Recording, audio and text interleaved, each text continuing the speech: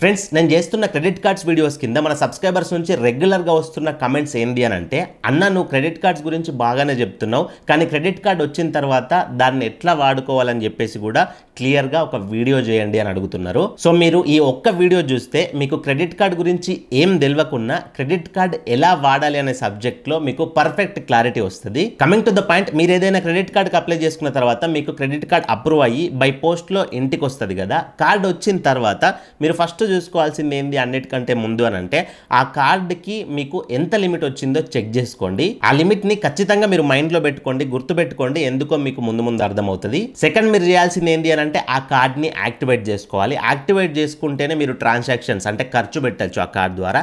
Activate ఎట్లా చేసుకోవాలి అని అంటే, మీ బ్యాంకుకి సంబంధించిన హెల్ప్ లైన్కైనా కాల్ చేసి పిన్ సెట్ చేసుకోవచ్చు, యాక్టివేట్ చేసుకోవచ్చు. లేకపోతే ఆ కార్డుకి సంబంధించిన బ్యాంక్ అప్లికేషన్ ఉంటుంది కదా, ఆ అప్లికేషన్ ఇన్స్టాల్ చేసుకొని కూడా మీరు పిన్ సెట్ చేసుకోవచ్చు.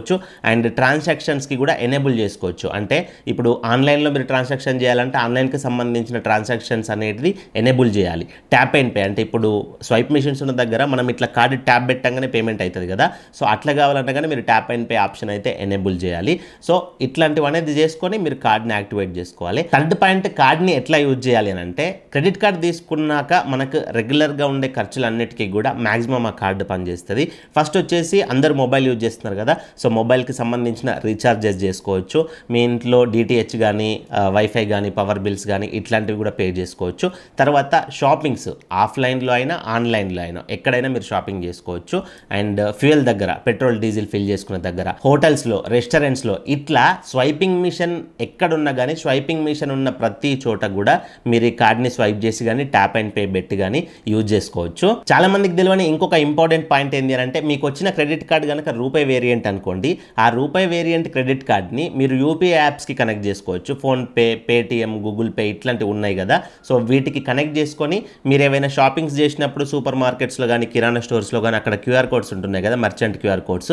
ఆ క్యూఆర్ కోడ్స్కి మీ ఫోన్పే ద్వారా స్కాన్ చేసి ఈ క్రెడిట్ కార్డుల నుంచే పేమెంట్ చేయొచ్చు. డైరెక్ట్గా మీ బ్యాంక్ అకౌంట్లో డబ్బులు లేకున్నా కానీ ఈ కార్డుల నుంచి పేమెంట్ చేసుకోవచ్చు. తర్వాత చాలా మందికి తెలియని ఇంపార్టెంట్ పాయింట్ ఇంకొకటి ఏంటి అని అంటే, కార్డ్లో ఉన్న లిమిట్ని ఎంతవరకు వాడుకోవచ్చు.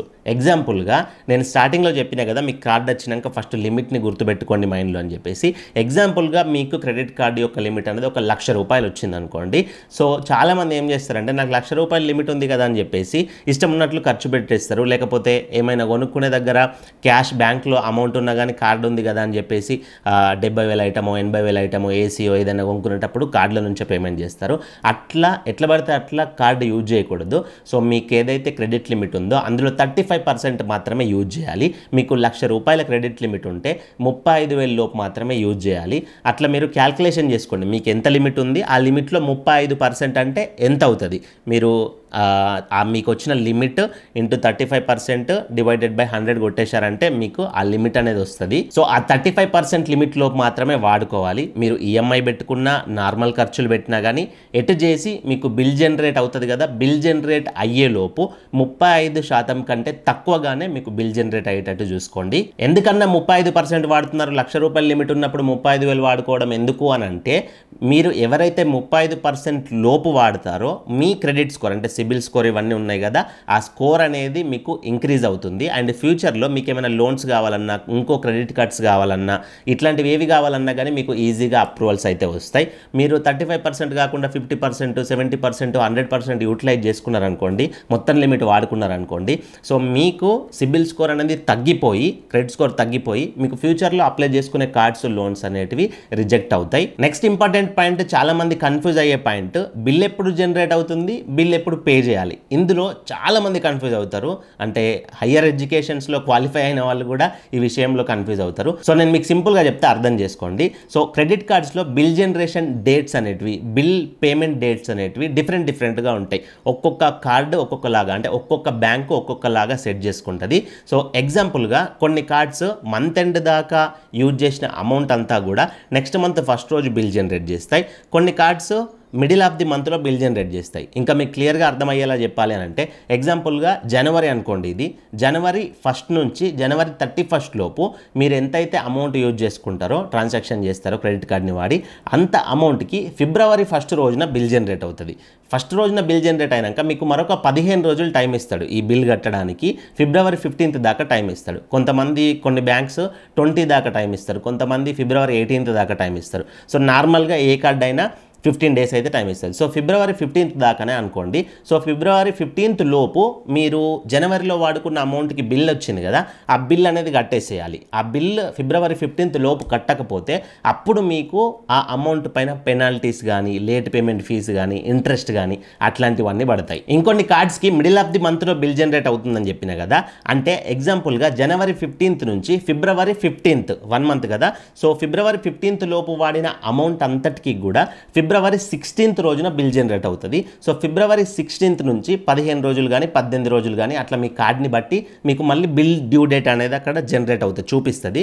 సో ఆ బిల్ డ్యూ డేట్ ఏదైతే ఉంటుందో 15 రోజుల్లోపు మీరు జనరేట్ అయిన అమౌంట్ని అయితే కట్టాల్సి ఉంటుంది. సో ఇట్లా కొన్ని కార్డ్స్ ఉంటాయి. ఇంకొన్ని కార్డ్స్కి బిల్ జనరేషన్ డేట్ అనేది మీరే చూజ్ చేసుకోవచ్చు.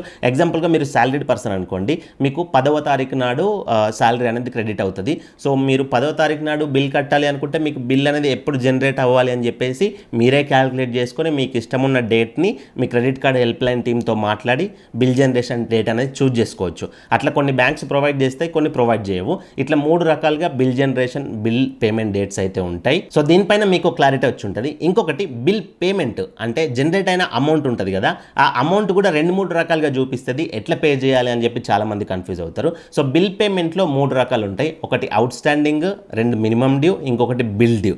సో ఈ 3 రకాలలో బిల్ డ్యూ అంటే ఏంది అని అంటే ఎగ్జాంపుల్గా జనవరి 1 నుంచి జనవరి 31 లోపు మీరు ఒక 5,000 రూపాయలు వాడుకున్నారనుకోండి, ఆ 5,000 రూపాయలకి ఫిబ్రవరి 1న బిల్ జనరేట్ అవుతుంది. సో కాబట్టి ఫిబ్రవరి 15 లోపు మీరు కట్టాల్సిన బిల్ ఎంత? 5,000 రూపాయలే కదా. సో అది ఎక్కడికి వస్తుంది అని అంటే బిల్ డ్యూలోకి వస్తుంది. బిల్ డ్యూలో ఎంతైతే అమౌంట్ ఉంటుందో ఆ అమౌంట్ మీరు కట్టేస్తే సరిపోతుంది. కొంతమందికి డబ్బులు అడ్జస్ట్ కానోళ్ళు ఉంటారు కదా, సో వాళ్ళకి మినిమం డ్యూ అని చెప్పేసి అక్కడ ఉంటుంది. మినిమం డ్యూ అంటే మీరు జనవరిలో వాడుకున్న 5,000 ఉన్నాయి కదా, ఆ 5,000కు కొంచెం అమౌంట్ ఇంట్రెస్ట్ అనేది వాళ్ళు వేస్తారు. కొన్ని కార్డ్స్ అనేది 5,000 రూపాయలకు 300, 400, 500 అట్లా ఒక్కొక్క బ్యాంక్ ఒక్కొక్క లాగేస్తుంది. సో అక్కడ వచ్చిన 500 ఎంతో పేమెంట్ ఉంటుంది కదా, ఆ పేమెంట్ కడితే మిమ్మల్ని అంటే లేట్ పేమెంట్ ఛార్జెస్ అవి ఇవి వేయకుండా, సిబిల్ స్కోర్ డ్రాప్ చేయకుండా ఒక 15 డేస్ 1 మంత్ అట్లా వెయిట్ చేస్తారు.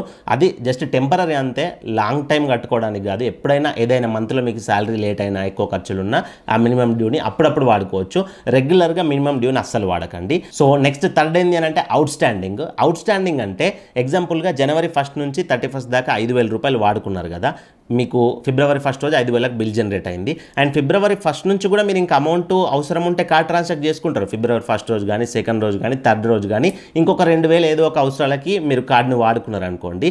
సో ఈ 5,000 ఈ 2,000 టోటల్ 7,000 కూడా మీకు అక్కడ అవుట్ స్టాండింగ్లో చూపిస్తుంది. అక్కడ బిల్ జనరేట్ అయింది 5,000 రూపాయలకే, మిగతా 2,000 రూపాయలకు కాదు. కాకపోతే కార్డులో మీరు ఎంత లిమిట్ని వాడుకున్నారు టోటల్ లిమిట్ అనేది అవుట్ స్టాండింగ్లో చూపిస్తుంది.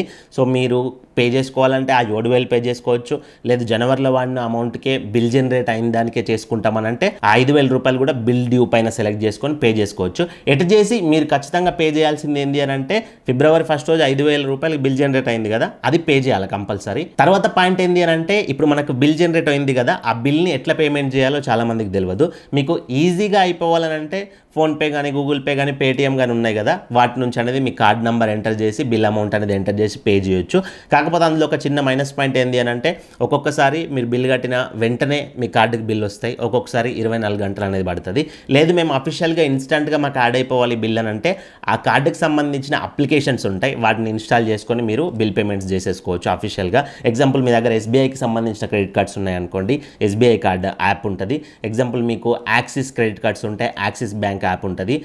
లేకపోతే మీకు హెచ్డిఎఫ్సి కార్డ్స్ ఉన్నాయనుకోండి, మై కార్డ్స్ అని చెప్పేసి పోర్టల్ ఉంటుంది. ఐసిఐసిఐ క్రెడిట్ కార్డ్ ఉందనుకోండి, ఐ మొబైల్ అని చెప్పేసి యాప్ ఉంటుంది. ఇట్లా ఏ బ్యాంక్ వాళ్ళకి రిలేటెడ్ ఆ అప్లికేషన్స్ ఉంటాయి. అందులోకి వెళ్ళిపోయి మీ మొబైల్ నెంబర్ ద్వారా లాగిన్ అయ్యి అక్కడ నుంచి కూడా మీ కార్డుకి సంబంధించిన బిల్ అనేది పే చేయొచ్చు. ఇప్పుడు నేను చెప్పినట్టు బ్యాంక్ అప్లికేషన్స్ వాడిర్రు అనుకోండి, మీరు క్రెడిట్ కార్డ్స్ వాడుతుండగా మీకు కొన్ని రివార్డ్ పాయింట్స్, క్యాష్ బ్యాక్స్ వస్తాయి కదా, ఆ రివార్డ్ పాయింట్స్ కూడా ఆ బ్యాంక్ అప్లికేషన్లో చూపిస్తాయి. అక్కడ నుంచి మీరు దాన్ని ఈజీగా రిడీమ్ చేసుకోవచ్చు. అదొక అడ్వాంటేజ్ కూడా ఉంటుంది బ్యాంక్ అప్లికేషన్స్ ద్వారా. ఇవి క్రెడిట్ కార్డ్ని వాడుకోవడానికి కన్సిడర్ చేయాల్సిన ఇంపార్టెంట్ పాయింట్స్.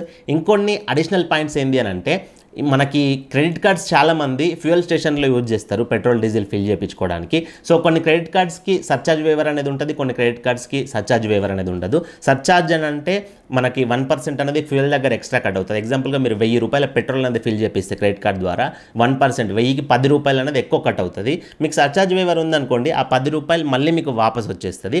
అట్లా మీరు కనుక ఫ్యూయల్ దగ్గర క్రెడిట్ కార్డ్స్ వాడాల్సి ఉంటే మీకున్న క్రెడిట్ కార్డులో సర్చార్జ్ వేవర్ అనేది ఉందా లేదా చెక్ చేసుకొని వాడుకోండి. ఇంకొకటి, క్రెడిట్ కార్డు ఉన్న వాళ్ళు ఈఎంఐ ట్రాన్సాక్షన్ చేస్తారు, అంటే మొబైల్ కానీ టీవీ, రిఫ్రిజిరేటర్ ఇట్లాంటివి ఈఎంఐలో కొనుక్కుంటారు కదా.